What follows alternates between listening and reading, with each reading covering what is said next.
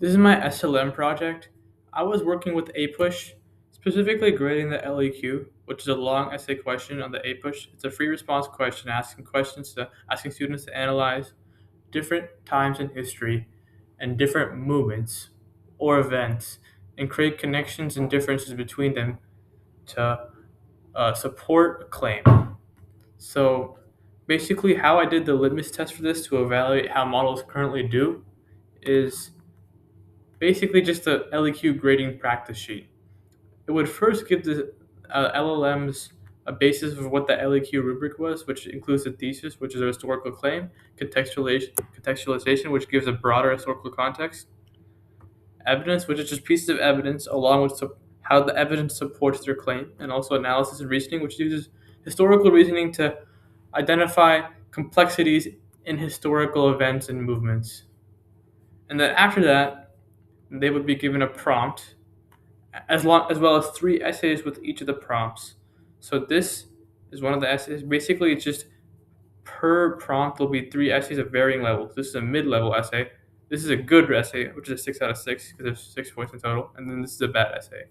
And basically, I gave them 9 in total, three prompts, three essays per prompt, and LLM scored okay on this. I think they scored pretty well, probably because they had more parameters. Low key, my thing didn't score that well, as you can see, but compared to the baseline, it improved significantly. And based on the fact that it's only zero point 0.5 billion parameters, as opposed to these multi-billion parameter models here, I think with more data, as I'll explain more later, this thing could have done pretty good. So basically, how this worked is that I got data from College Board's release sample tests. If you just search this up, you can find a bunch of release samples as well as grading from real graders. So real essays from students and real grades from teachers who are grading these exams. And this is a good data set, except for the fact that it's very small because they only release a like only like three a year. Actually, no, only like I think six a year. And that's the thing that this is really good annotated data that would be very good for LM to feed. But since I don't have all of College Board's data because I don't have all the students' release records, obviously I can't get that real data from the College Board graders. If I were to hypothetically create a deal with the College Board to get data from them, I'm sure this thing LLM would do very well because it have real authentic data with real graders who actually grade the exams, and that would be a really good data source. And I believe that even with only 50 records, I only had 50 records, and I didn't even use them in training because obviously those were my eval set. Those were my golden set that I had to compare to the compare the model after training, which is my testing and evaluation set. So even without that, I was able to get it roughly tripled by creating data based on that, but not actually injecting that data directly into prompts. So as you can see, I was able to triple X it with basically zero data in training on the data that the model had never seen before, which is generated data. So I believe that with real data from College Board, I'll be able to basically get this even higher, probably outperform these. Because the data will be well annotated and also be very accurate because obviously it's being sent out to real students, it's real grades. And for my eval suites, basically I'll give a brief explanation of the pipeline I use to generate my thing. So basically, we would use College Board prompts, and then we'd also add some semantic fact cards of how students may write. We would never actually put the students writing in there because obviously that could create cross contamination between the training and eval session, which is problematic for training because then you don't know if your training is actually good or not.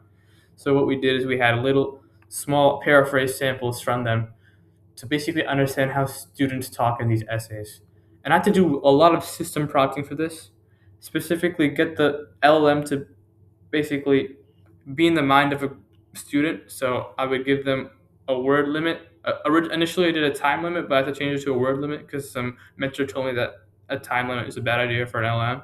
So we gave them word limits.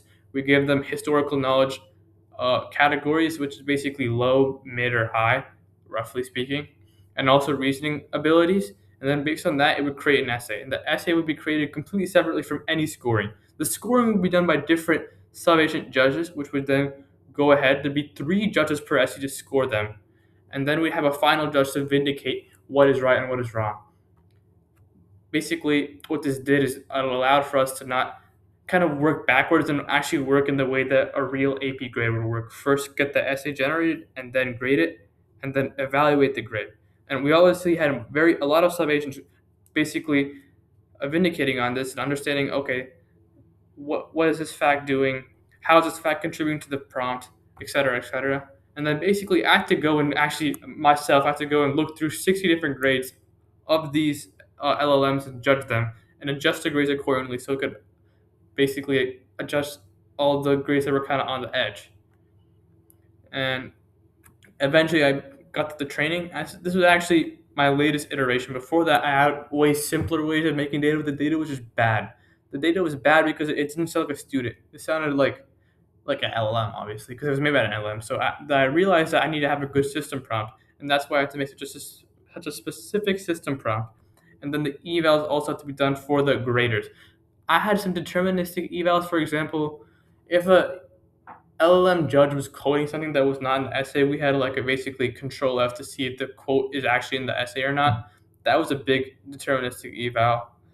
And it was other stuff like question, like the length of the essays, the length of the responses, and then the subjective evals, which is basically did it actually make sense? That's roughly what it was. But yeah, overall, I'll show you the results. I'll be find the one that compares it to.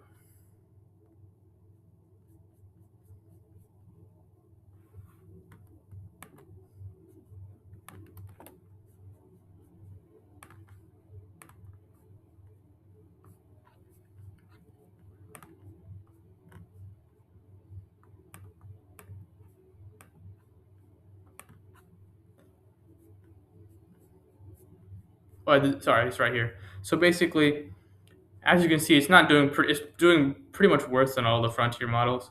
But I think it's reasonable because it started at this baseline and I had basically zero data to train it on. And comparing it to the baseline, it definitely improved in terms of like the error it had basically, and the valid output significantly increased.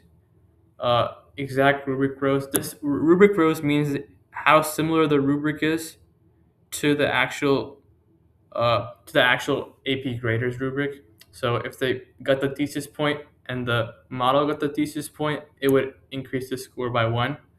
And I was pretty good. This is pretty good. I got between 1 point on all of them, all of the litmus test suite, and only 33%, which is pretty bad. But I think with more data, I could definitely get that up. And yeah, that's about it.